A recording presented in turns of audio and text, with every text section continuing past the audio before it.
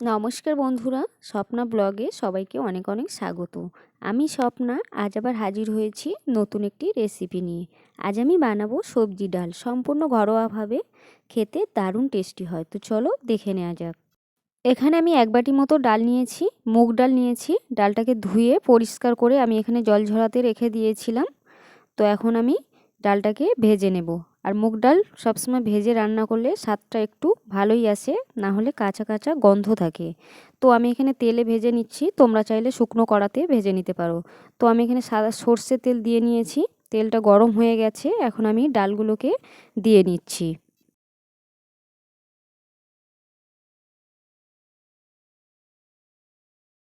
ডালটা বেশি কড়া করে ভাজতে হবে না, কাঁচা গন্ধটা মোটামুটি চলে গেলেই একটু হবে।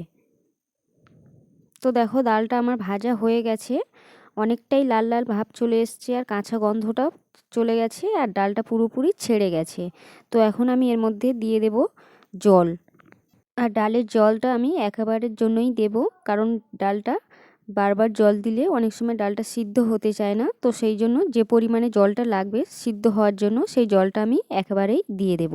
তো আমি জলটা দিয়ে নিয়েছি, এখন আমি ডালটাকে সিদ্ধ করে নিচ্ছি।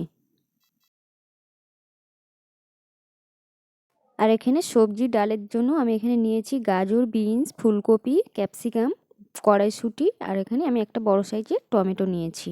এগুলোকে আমি ধুয়ে পরিষ্কার করে নেব এখন। তো দেখো এদিকে ডালটা আমার সিদ্ধ হয়ে এসছে প্রায়।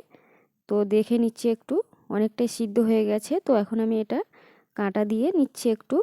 তোমরা চাইলে এরকমভাবেই বানাতে পারো গোটা গোটা, আমি একটু কাঁটা দিয়ে নিচ্ছি হালকা করে।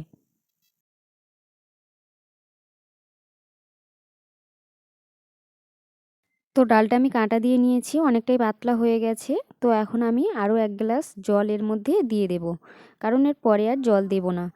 আর ডালটা সবজিটা সিদ্ধ হবে, সেহেতু একটু জলটা পরিমাণে লাগবে।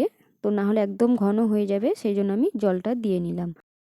ডালটা আমি একটা পাত্রে ঢেলে নিয়েছি, নিয়ে কড়াই ধুয়ে পরিষ্কার করে আমি এখানে সর্ষের তেল দিয়ে নিয়েছি। তেলটা আমার গরম হয়ে গেছে। এখন আমি প্রথমে ক্যাপসিকাম আর ফুলকপিটাকে একটু 3-4 মিনিট মতো ভেজে নিচ্ছি।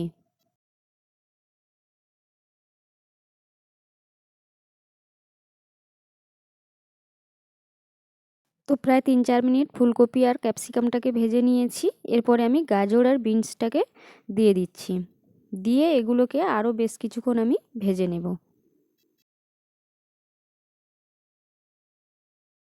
তো প্রায় 2-3 মিনিট মতো আমি ভেজে নিয়েছি সব সবজিগুলোকে। এবারে আমি এর মধ্যে নুন আর হলুদটা দিয়ে দিচ্ছি।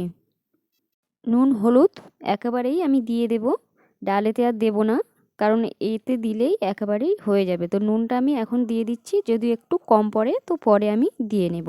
তো এখন দিয়ে আমি আরও বেশ কিছুক্ষণ এগুলোকে ভাজা ভাজা করে নিচ্ছি।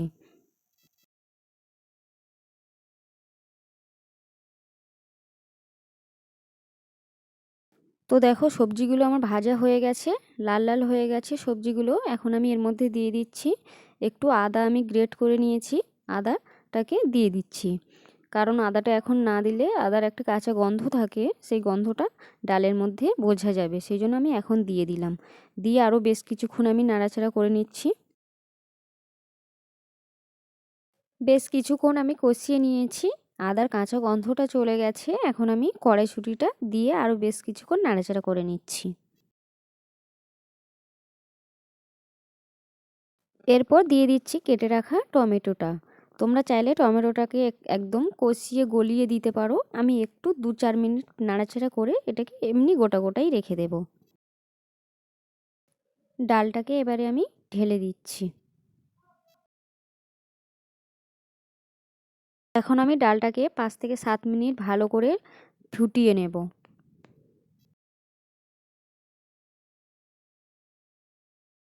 ডালটা আমি প্রায় 7-8 মিনিট মতো ভালো করে ফুটিয়ে নিয়েছি, জলটা অনেকটাই ঘন হয়ে গেছে।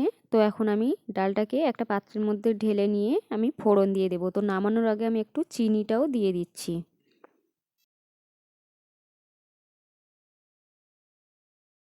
ডালটা আমি ঢেলে নিয়েছি, কড়াটা ধোয়া হয়নি, তো এইভাবে বসিয়ে দিয়েছি। সামান্য একটু তেল দিয়ে দুটো শুকনো লঙ্কা, তেজপাতা আর গোটা জিরে আমি ফোড়নে দিয়ে দিচ্ছি, দিয়ে একটু নাড়াচাড়া করে নিচ্ছি।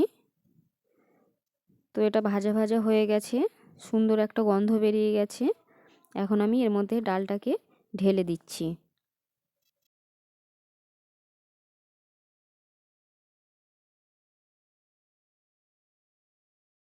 ডালটা আরও আমি 3-4 মিনিট ভালো করে ফুটিয়ে নেব।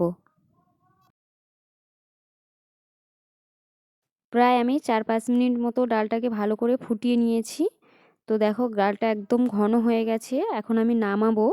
তো নামানোর আগে আমি এর মধ্যে দিয়ে দিচ্ছি ধনে আর গোটা জিরে আমি ভেজে গুঁড়ো করে নিয়েছি, উপর থেকে একটু ছড়িয়ে দিচ্ছি। আর দিয়ে দেবো ধনেপাতা কুচি, আর দিয়ে দেবো আমি 1 চামচ ঘি। তোমরা কাঁচা লঙ্কাও দিতে পারো এর মধ্যে কুচে, ঝালটা যদি পছন্দ করো। তো আমি আর কাঁচা লঙ্কা দেবো না। আর এর মধ্যে তোমরা অবশ্যই কাজু কিশমিশ এগুলো দেবে, আমার কাছে এই মুহূর্তে নেই সেজন্য আমি দিলাম না। তো এখন আমি ডালটাকে নামিয়ে নেব। তো আজকের রেসিপিটি এই পর্যন্ত।